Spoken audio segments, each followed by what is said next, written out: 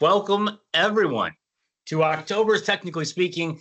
I think we are going to have a little bit of a lighter audience today, but that's okay. It's more of an intimate setting. I might have scared people off with the whole costume thing because everyone on my own team ditched and didn't dress up with me. So I'm looking like a space cowboy while everybody else is just normal selves today. But I am anticipating at least a couple of you followed suit and have costumes on. However, I see no cameras on. So we'll get to the house rules in a second here about how we like to run these things. But if you're comfortable, if you're good with it, flip those cameras on. And of course, at any point you want to say something, ask a question, throw your hand up and we'll answer it. But as a quick reminder, today's giveaway is a costume competition. So no costume, you're ineligible. Sorry, it's a little different rules today. And I will give you the grace that if you forgot and need to run into your closet and grab something silly, go for it. You'll be eligible. But anything to make me not look like the only silly one on camera on a costume. Anything at this stage. But today's Technically Speaking is going to be about the PanaCast 50 VBS because it has had a ton of updates in the last couple months here. As I mentioned on my little LinkedIn Live yesterday, I feel like it's practically almost a whole new bar. We've come up with so much newness in the last couple updates that it kind of requires a reintroduction, if you will, at this stage. So we'll dive into that. What I didn't include in this presentation was an overview of what the PanaCast 50 VBS already has. I've kind of made some assumptions there that you have a base level familiarity with it. But I will kind of highlight a little bit of that now that I'm talking about it out loud and thinking, oh, that might be handy for people too. So our housekeeping here. As I said before, we call these things unwebinars because we intend for them to not feel like a webinar. We intend for them to feel a little more back and forth, a little more casual. So if you, again, are comfortable, like my friend Carson there, with flipping your camera on and joining in, please do so. We'd love to see your smiling face, especially if you're wearing a costume. And then if you want to raise your hand in Teams to ask a question, to make a comment, to have a little back and forth, please do so. And we will unmute you. You'll be able to jump into the conversation. Of course, we'll also be taking questions via chat or the Q&A app. We'll watch both of those. I already see some chats popping in. I'm really bad at multitasking, so I don't know what they say yet. But I'll take a look here and there. All right, so that's the first couple of rules there. Other than those, there are no real rules, right? We just want this to be a comfortable back and forth conversation as I present a topic, share some information, give you a technical resource at Jabra that you can tune into every month. And that's the name of the game.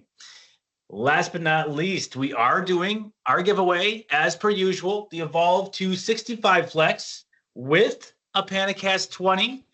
And I didn't change the slide here to say that the regular rules don't apply. The regular rules are if you showed up, you're eligible for the drawing. That is not the case today. It's if you show up and you're in costume.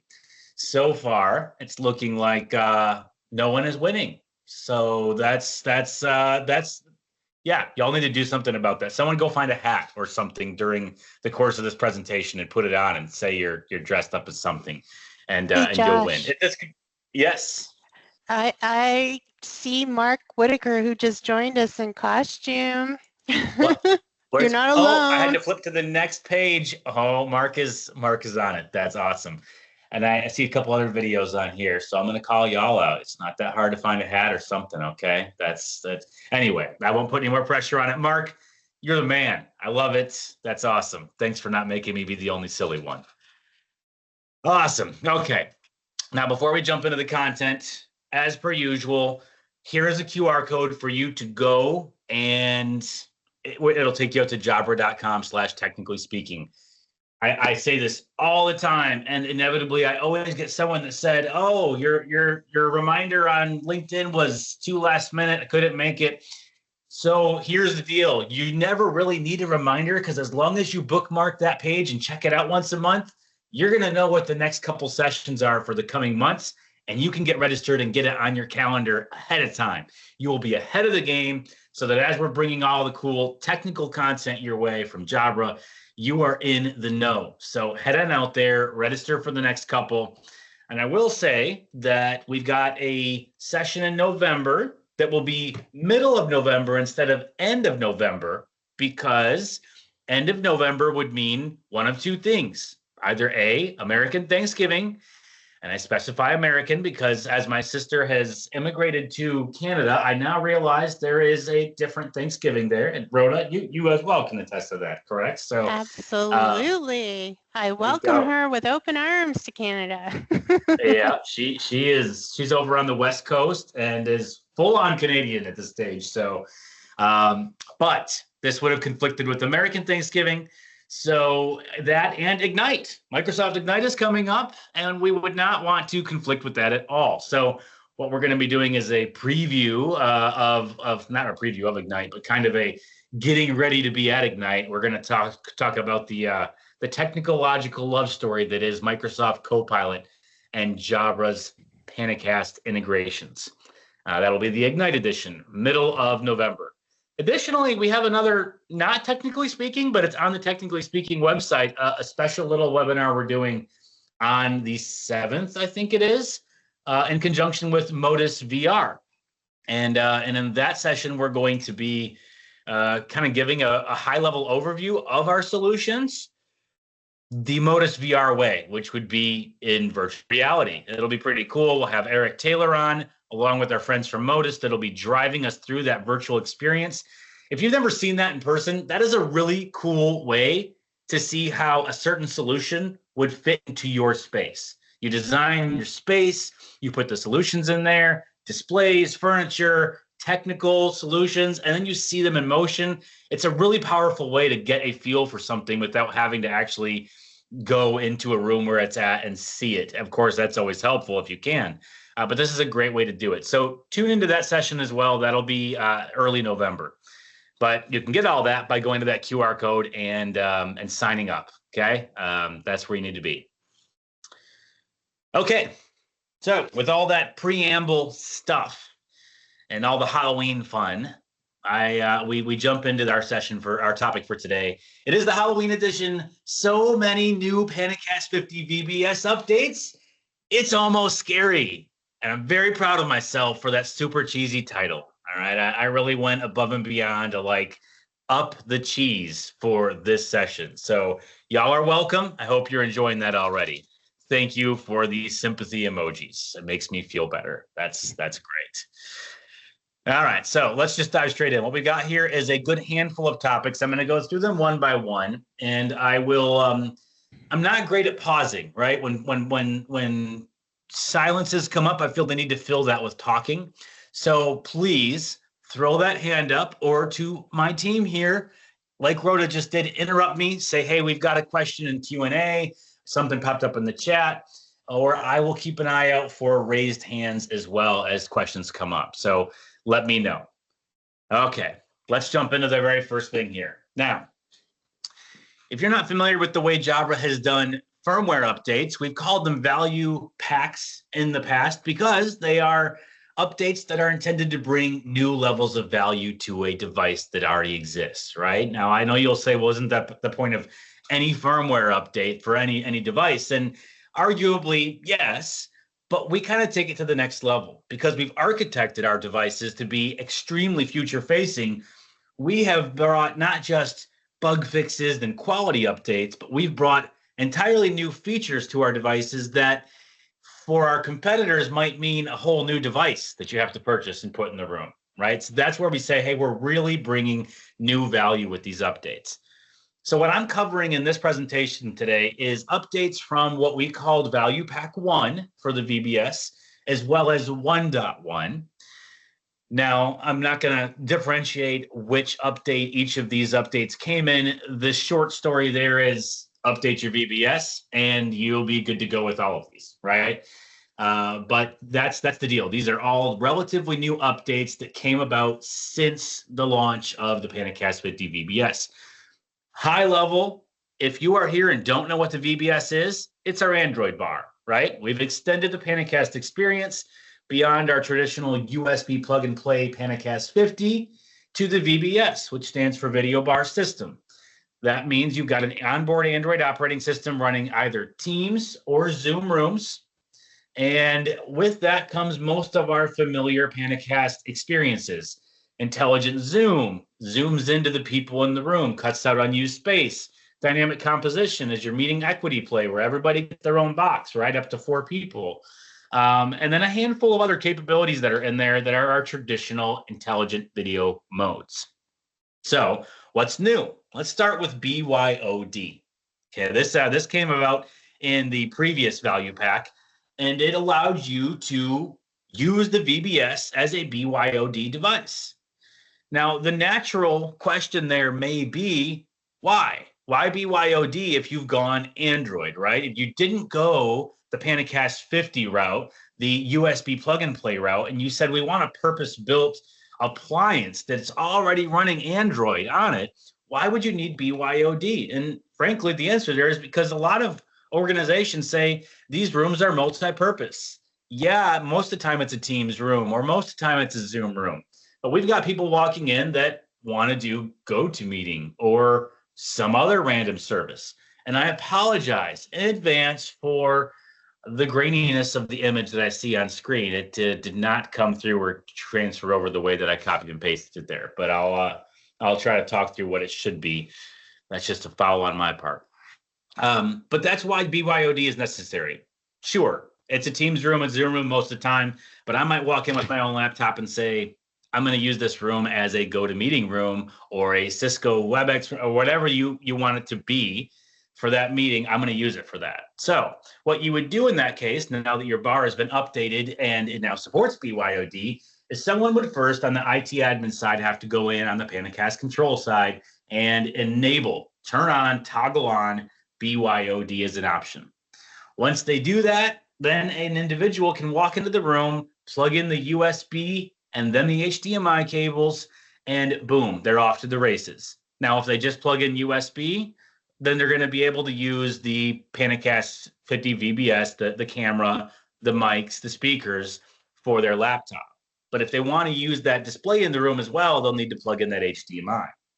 Now, if you only plug in the HDMI, then you're just doing an in-room screen sharing session, right? You're not using the bar in that instance. So good nuances to keep track of when you're thinking about how would you use this.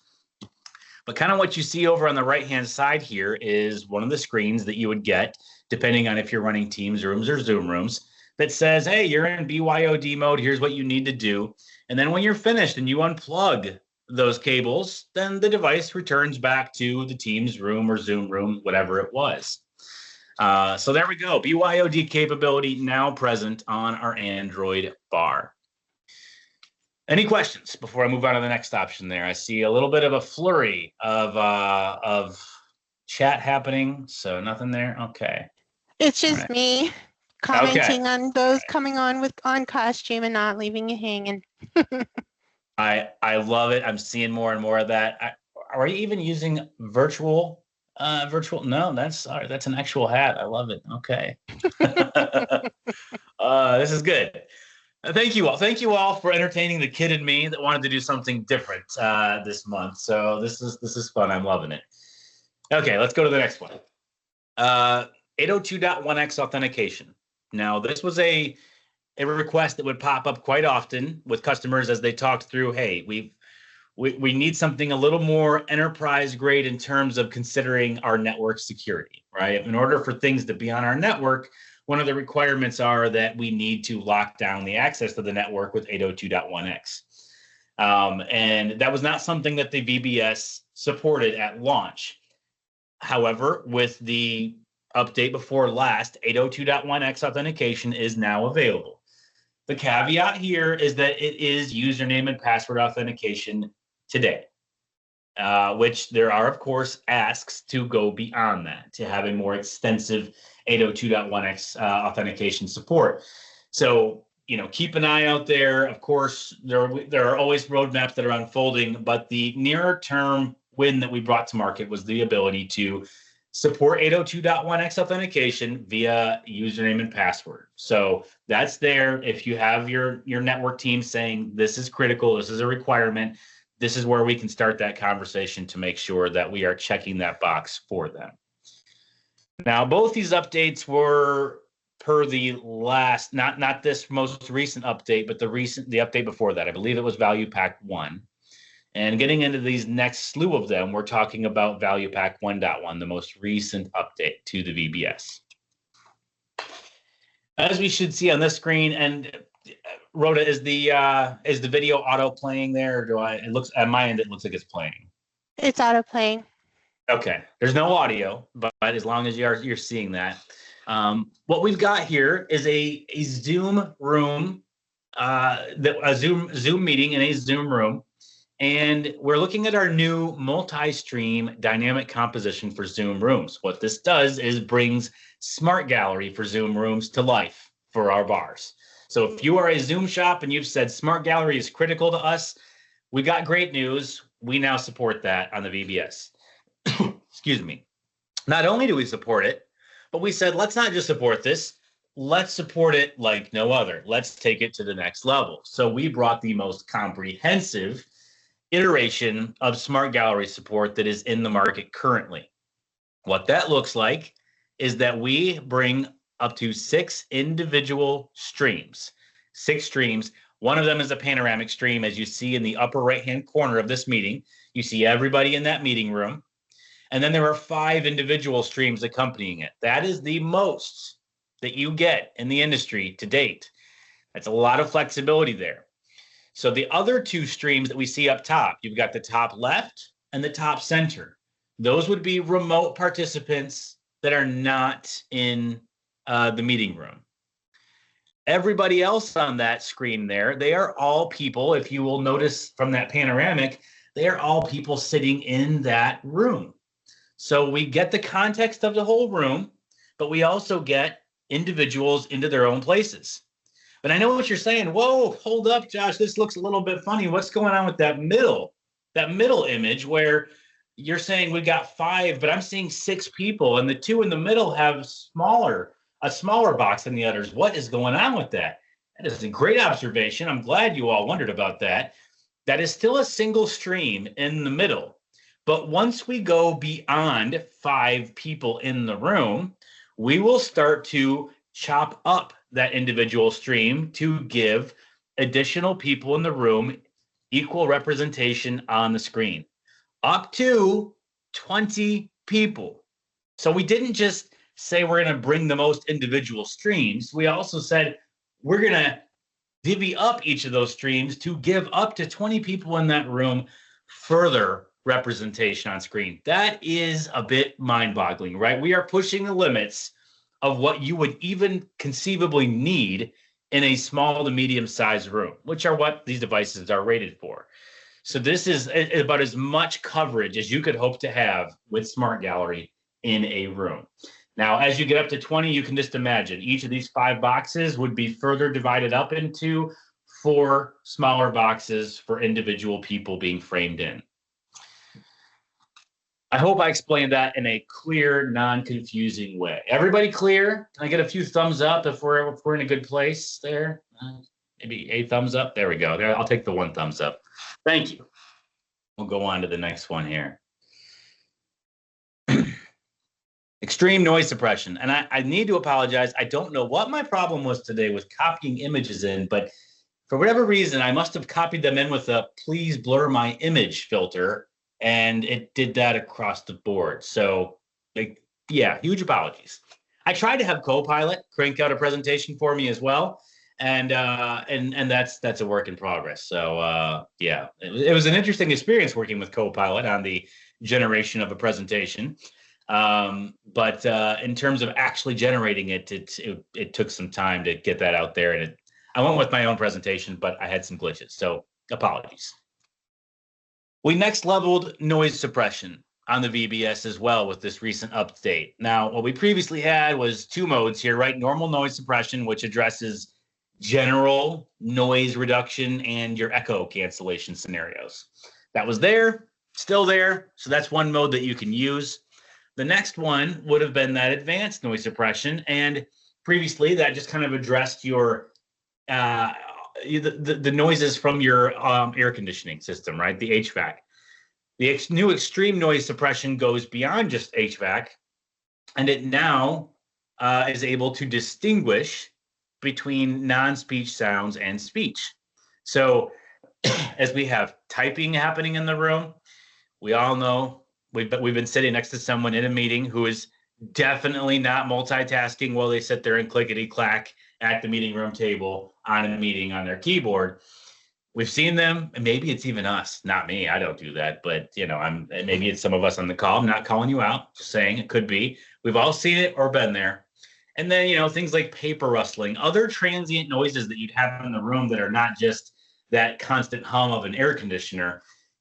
This extreme noise suppression is able to pull that out, weed it out, and just focus it on the voice. Now, what you would see on the screen if it were a more clear image is that the normal noise suppression is the one that says recommended.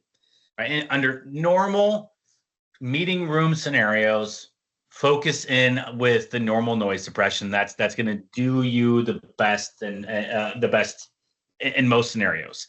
However, where extreme noise suppression is going to come in is where you're in a room where, okay, we've got a lot of this transient noise that is happening.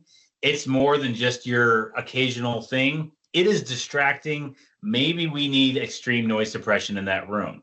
The reason it's not the recommended setting is because you have to do a little bit of give and take, right? When you go and you work hard with the AI on board to actively start suppressing these other noises in the room, there's a certain level of voice quality that you're going to have to give up as you do some of that. So you're going to have more clear speech with the normal noise suppression.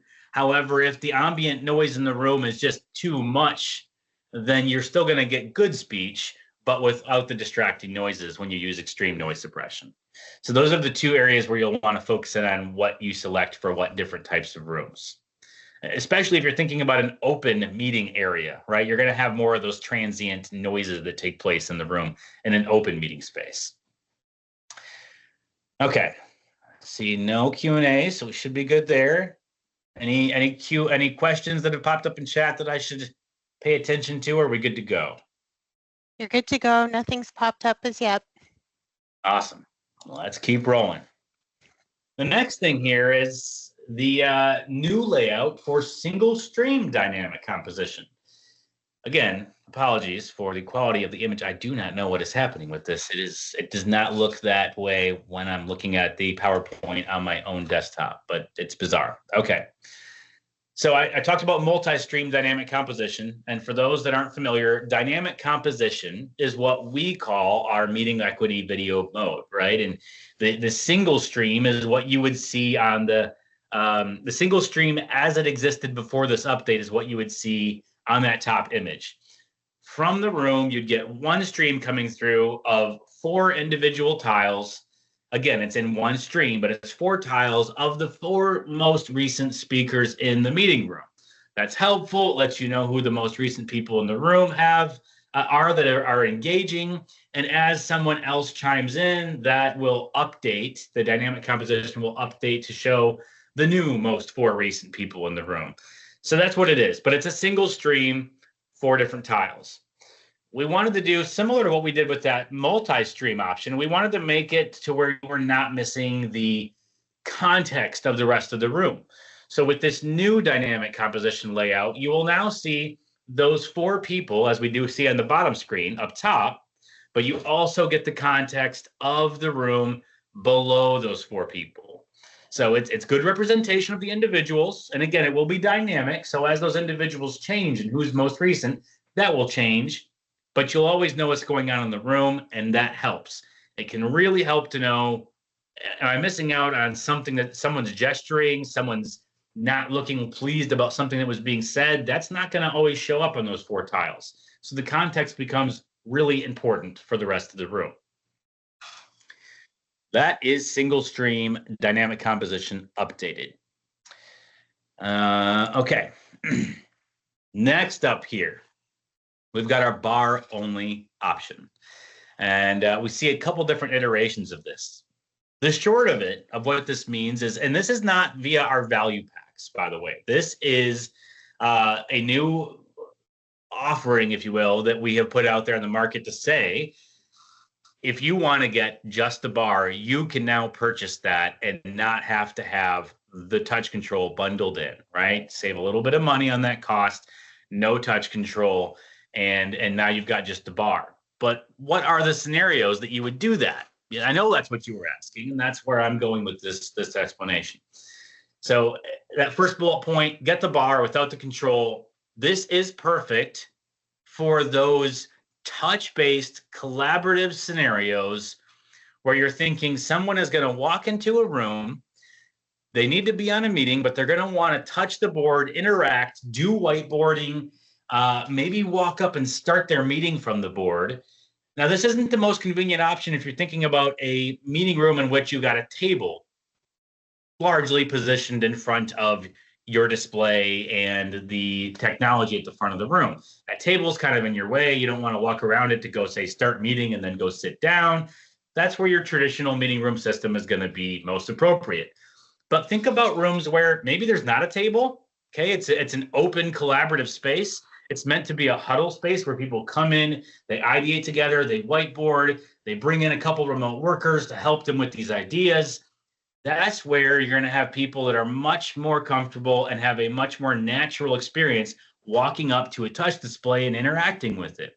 In that case, you don't need that touch control to be on a table or somewhere else in the room because the display at the front of the room is your touch control. It's where you control your meeting. It's where you do the whiteboarding.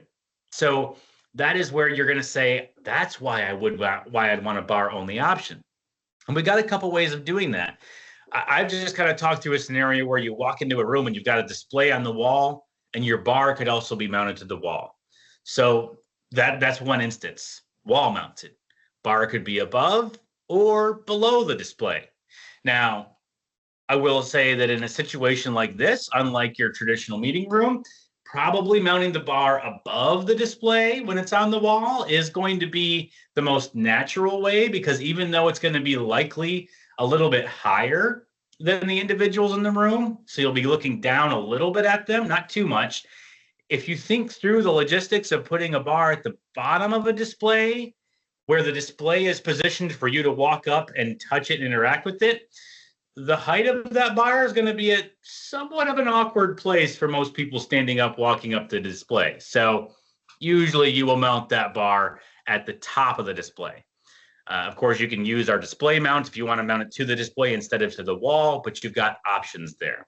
So that's wall mounted. The other one we see here is that cart mounted option, which again allows you to mount the bar either at the top of the display or below the display because it uses Jabra's own bar mount. We have a couple great partnerships out there. One of the big ones you see here that we've got in this image is Avocor. And you actually see that here behind me as well. It's a great example of how you could have a VBS bar only sitting on the table like we do here with a touch display above so that I can walk up and touch that display, interact with my meeting, do whiteboarding, and the bar is right there. I try to stay seated because, again, that bar is situated in an awkward place if I were to stand up, but it is what it is. So that's one example of just how you use the Avocors. Now, the reason why the Avocor partnership is so great is because of a couple different things. One, they've got a huge portfolio of different device types. You've got sizes that go anywhere from down to the 55-inch range all the way up to 105-inch. That's a big range. But when you think about, the options here, look at the cart in this image. This would compete with some of those all-in-one options you've seen out there, right? Where it is truly an all-in-one device. The camera, mics, speakers, they don't separate out from the display itself. It is all in one, which you're thinking, well, that's really handy, and it can be. But what if you want the best in class of a display? You don't want a display from a manufacturer that specializes in audio video. You want a best in class display so that you're going to have precision, touch, the whole 9 yards, and you want a best in class video audio experience. That's where you might go with a modular approach like this. Okay, you can use it to be cart mounted, and then you can walk in and you can have anywhere from, again, 55-inch all the way up to 105-inch. And with those all-in-ones, you're pretty much limited to a couple sizes, typically 55-inch or 65-inch. That's going to be your limitation there. So if you need bigger options, if you need different room types, then you're going to want to go with a modular approach where you can pick and choose and get best in class. That's kind of the beauty to that. The other side that's really beautiful to that is that you can say, look, this room is no longer an all-in-one type of room. Now I want to take that bar and use it in this new place. We've implemented back to work mandates. Our real estate is physically changing. We need to take some of this stuff and shift it around. So I now need to take this display, use it over here, and this camera actually is going to be better in this room. You can't do that with an all-in-one. It's an all-in-one. That whole thing is going to one room or another, but you can't actually repurpose the pieces of it if you need to later on. The last thing I want to highlight on this slide is the image on the right. And this is the Acadia desk stand from Salamander. This was announced and showcased back at InfoComm earlier this year, and it is a slick solution. What's not shown here is the cable management that sits at the back of this device. So whether you're doing a bar-only setup like we have here with the VBS, or it's a Windows-based solution and you need a compute, you can tuck the compute and all the cables neatly into a nice chassis at the back of the display, and it sits on a desk stand. So there is no mounting to the wall. There's no drilling. It's a construction-free option for you to have a nice looking, sleek setup at the front of your room that sits on a credenza or a table or wherever. That is the Acadia desk stand. So another great place where you would use the VBS bar only, because again, if it's a touch display, you can walk in a small little huddle space, go right up to that outfit at the front of the room and just start meeting, and you're off to the races. Speaking of cable management, let me step back over to the other side of this image and talk about the other strategic advantage that Avicor has as a partner. They have a very unique cable management system at the back of their displays that ships kind of as a separate option. And it takes those cables, your power from your bar, your power from the display, it takes them in and unifies them into a single power cable coming out from the whole unit. So even though you have a modular approach, you can make it to where your cables are neatly tied up where they need to be in the back, neatly stored, but you're minimizing the cables coming out of the display. Same thing if you've got all the different components that need to come in, USB, HDMI, they all come into this neat cable management system that Avicor puts out there, and it simplifies the deployment on the back of the display so that everything is hidden and you have minimal cables coming out. That makes it easy, especially if you want to be moving these things from room to room on a cart. So bar only, we're happy to see that. That's just this month, actually. I believe the 15th is when we finally offered that as a new option for you to get the PanaCast 50 VBS. So if that strikes your fancy, here's some ways that you might do that. This brings me to our last slide, and I don't mean this to be a minimal slide here, right? I say last but not least, and it's really a couple bullet points, but it's because I don't have a lot of fancy imagery for these last couple points. And the top one, super important, for those of you that aren't familiar with our new management platform, device management platform, it's called Jabra Plus. We launched it a little earlier this year, and at launch, it supported our meeting rooms, but specifically it supported the PanaCast 50, with an eye to the future for PanaCast 50 VBS. The VBS, as of this latest update, is now supported within Jabra Plus, so you can completely manage all of the meeting room devices that you need to within Jabra Plus, firmware updates, group them in ways that make sense for how your company is organized, change settings en masse, all kinds of things that you can do within the Jabra Plus management platform to manage your fleet of VBSs or PanaCast 50s. On top of that, if you're saying, well, that's great, we're getting closer to a consolidated management story, but we got a lot of other Jabra devices, a lot of headsets out there, some other web, PanaCast 20s for personal use.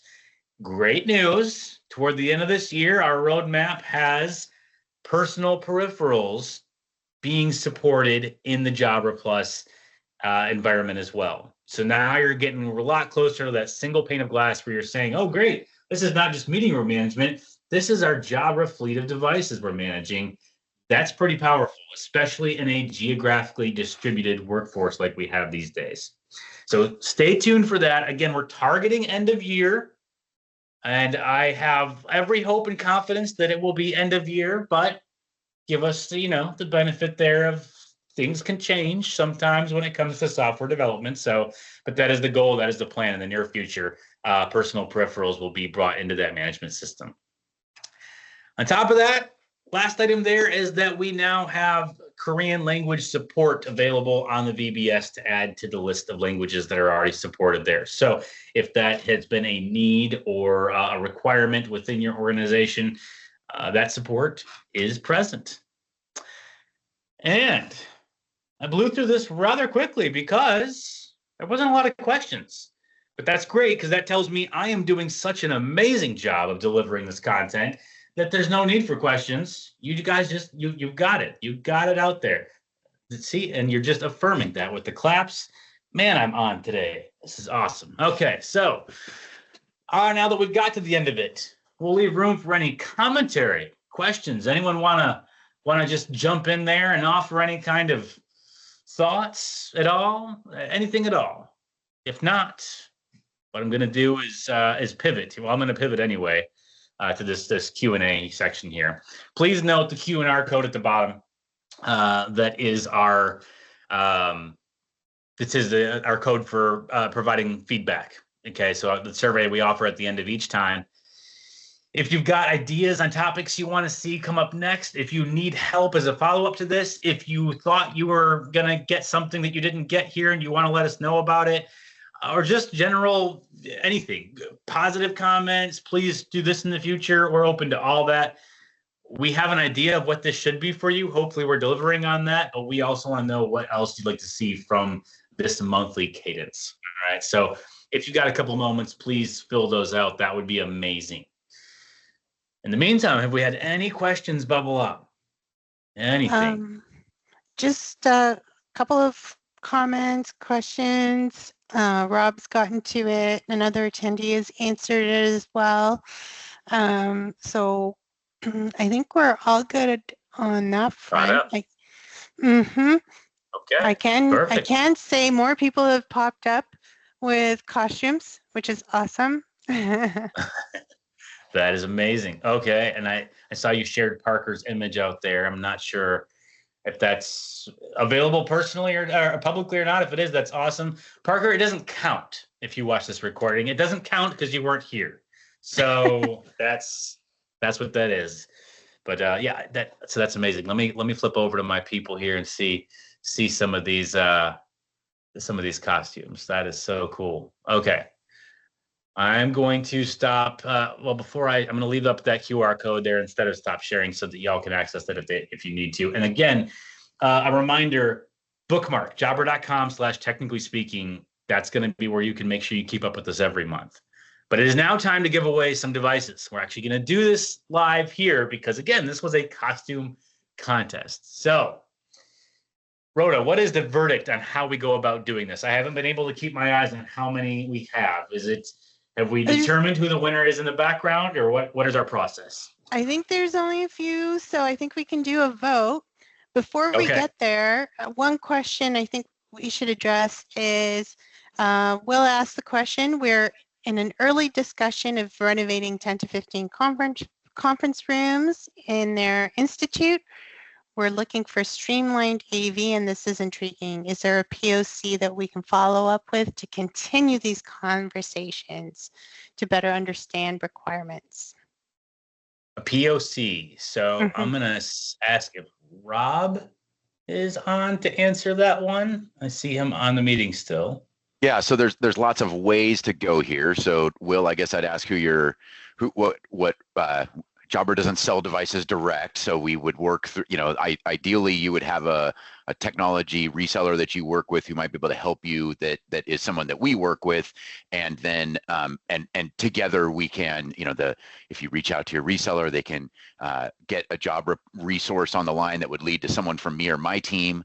And yes, there are ways we can get a POC going. We have a few units that we can use, but often, we have distribution partners who can do try and buys. There's lots of great ways to be able to get units in your environment, to test them and put them in your rooms, get them on your network, get all that good stuff going, and proceed from there. But I think the easiest way, I guess, unless Rhoda, you have any other ideas, is either through your technology provider, or if you have or Rhoda, maybe there's a way to get a lead generated where that would get somebody from Jabra to follow up directly, and then we can figure out who the reseller is later. However that is, I'm a sales engineer, so usually my AMs bring me into the loop, but I'm not usually the guy that'll get it all started. But you might get to me or one of my propeller head buddies to make sure we understand what your requirements are, what you're trying to do, what your challenges are, and how our technology can help.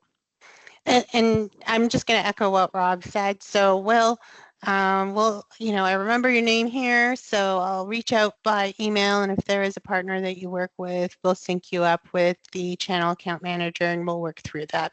So thanks for that.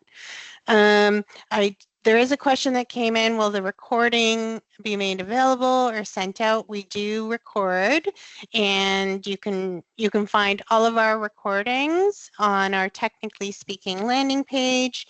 So I can't say this person's name, it's like code to me.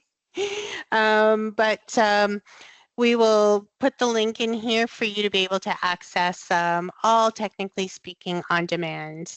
So, all right, I'm thinking, I don't know, perhaps we go into gallery mode and have people vote for best costume. I'm going to stop sharing here so we can make it easier to do that. Yeah, okay. So let's see. As I'm seeing on my screen here, we've got a couple here. Where do we start? I'll let you run with the. I guess what we'll do voting is have people do a thumbs up for their vote, right? So take a look around at all the costumes. Scroll through. There's a few pages I see of people on here. Scroll through them very quickly. Who gets your vote for winning? And then we will call off each one, I suppose, and say, okay, let's do a quick vote on this person, and we'll count the number of thumbs up for that person, and then not thumbs up, raised hands, so we can count them. Raised hands. Yes. And then with the person with the most votes wins. So all right. Sounds good. All right. I see. No, Mark, you cannot vote for more than one. Sorry. Who's first, Rhoda? Who do we got? I see Neha. She's a construction worker. Nice. All right, votes for Neha. Did you get any? Let's see. Got at least the one there. Okay, anyone else? Going once. Going twice. Okay, that's one. That's one. Up next. And I see Paul. He's got his witch's hat on and background. Any votes? Any votes? Going once. Going twice. Okay. Moving on. Sorry there. Good try, though. Thanks for throwing on a hat. Yep. We've got Will. I see Army fatigue. He's like full force in in combat. I like there. The camo. Yep. Yes. That's all right. I'm gonna throw a hand up on that, Will. Nicely done. Yeah. I like it. Same. I live out here in the woods, so you're speaking my language. That's cool. All right, we got 3. Going once. Going twice. All right. Okay. And of course, we've got Mark Whitaker, who's not taking the prize, but he looks great. Lower my hand. Can I? Same. I'm going to lower my hand. Okay. All right. So Mark Whitaker. Go. All right. We've got 5, 7. Uh-oh. This contest looks like it just got really hot there. Okay. 9, 10. He's even got the hand movements going. Look at this. All of it. All of it. Going once. Going twice. Mark, what is the costume there?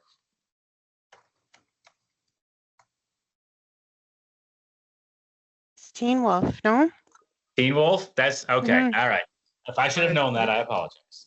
I didn't realize that my mic was able to be functional now, but yes, it's Teen Wolf all the way. Specifically Scott from Teen Wolf. I love that. Well, after the fact, I think my wife pointed out that I'd be better off as the dad from Teen Wolf, but that's neither here nor there. That's awesome. Okay. Now, who's up next? Dan O'Donnell. He's Star-Lord. I don't know who Star-Lord is, so you'll have to forgive me. I like it. But I love the fact that he can wear his headset. I love that. I know. With it. That's great. Yeah. Dan. All right. Got a couple. Anyone else? Going once. Going twice. Oh, I need to edit that. 4. We got a couple more. I gotta. Yep. Go. All right. I'm a little too quick with the. Okay. 4. All right. 4. Well done, and Dan. then Done. We've got Will Cool, who popped up as a ninja. All right. Well, cool. I'm gonna have to put Will C. There we go. 3. Votes for Will. Up to 3. 3. Any more? Mhm. Going once. Going twice. All right, Mark. I think it was a landslide. Good job. Kudos to you. That is amazing. Okay, so we'll have to work with you behind the scenes there, buddy. But thank you all for humoring us, mostly me. Thank you for humoring us with the Halloween edition of this Technically Speaking. This has been it's been a good time. Hope the information was helpful. At least brought you up to speed with things. If you have questions that pop up after the fact, of course, you can always bring them our way, and we'll reach out to any of us on LinkedIn. If you've got emails, reach out there. And then we, of course, encourage you to come back every month, right? Because although we're presenting a topic, we don't restrict Q&A to just that topic. Bring your burning job or technical questions to us, and we'll dive in every month. But anything else before we go? Any last questions? No last questions at this point. Thanks very much for joining us, everyone. And for those of you that'll be Ignite, we'll see you there, and we'll see you on the next Technically Speaking before then. Thank you all. Enjoy the rest of your Wednesday. Happy early Halloween. Indeed. Is there a Canadian Halloween, or is it the same? Oh my goodness. Really? It's the same. It's the same. Just checking. All right. Take care, everyone. Adios, everyone.